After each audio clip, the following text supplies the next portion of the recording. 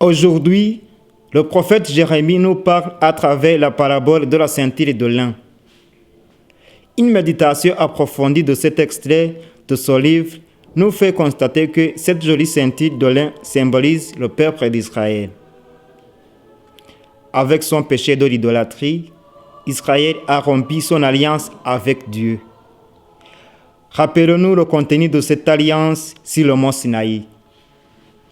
Après avoir montré sa grandeur en le délivrant du joug de l'esclavage des Égyptiens, Dieu lui demande seulement la fidélité envers sa loi. Une chose qu'il n'a pas été capable de faire, puisque son orgueil dépasse de loin son humilité. Son cœur doux et humble a été remplacé par un cœur endurci et maintenant il sert et se prosterne devant d'autres dieux. Bref, aux yeux de Dieu, le peuple d'Israël est devenu un bon à rien, exactement comme cette ceinture de Jérémie à cause de son manque d'humilité. Mais en quoi l'humilité aurait-elle aidé le peuple d'Israël à gagner les roches de Dieu?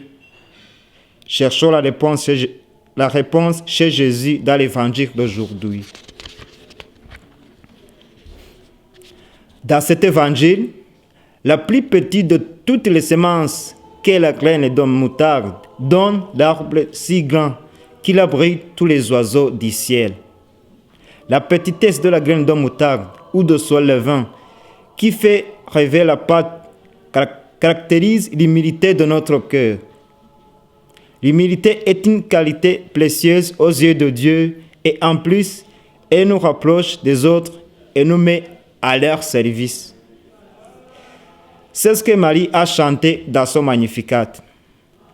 Le Seigneur jette le puissant à bas de leur trône et il élève les humbles. Luc, chapitre 1er, verset 52. Dans une de ses homélies de l'Avent de l'année 2013, le pape François donne le statut spécial de l'humilité. La possède celui qui croit ne pas l'avoir, ne l'a pas celui qui croit l'avoir.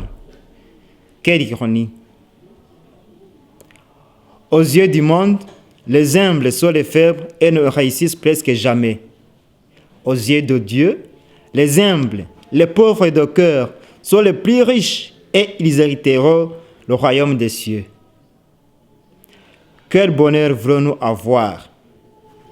Celui qui ne dure qu'un instant ici sur terre ou le bonheur de vivre éternellement avec Dieu?